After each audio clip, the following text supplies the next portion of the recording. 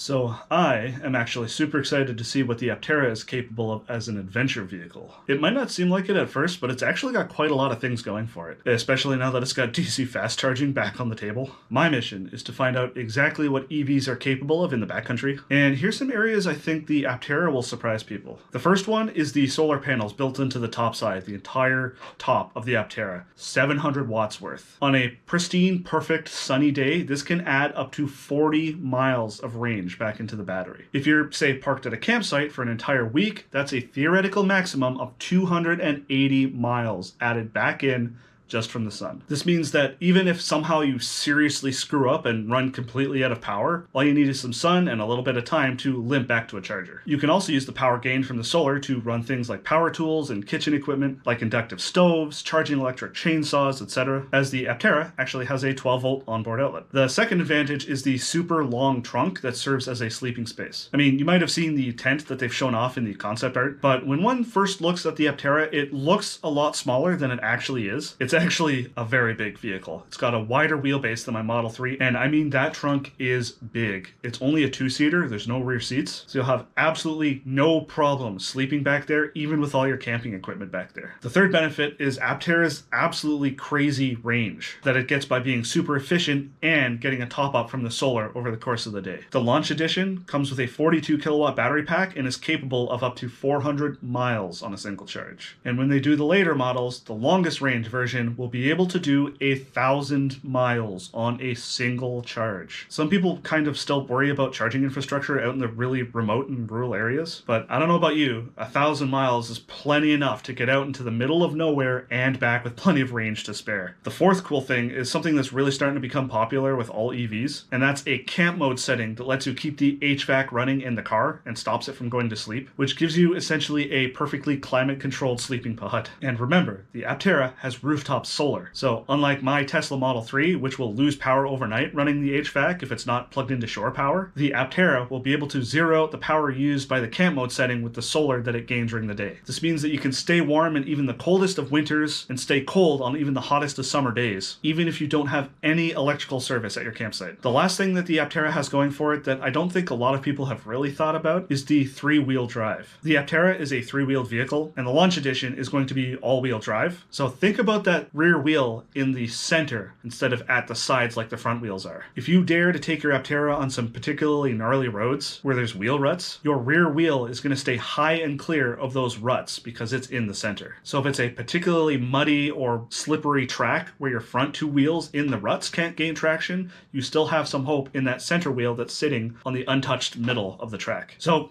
obviously, the Aptera is not meant to be some super crazy, ultra-durable overlanding machine, but I think it's definitely more capable than a lot of people might think. If you haven't reserved one yet and you're interested, use the link in the description to get $30 off your $100 reservation fee. I can't wait to get mine and really put it through its paces.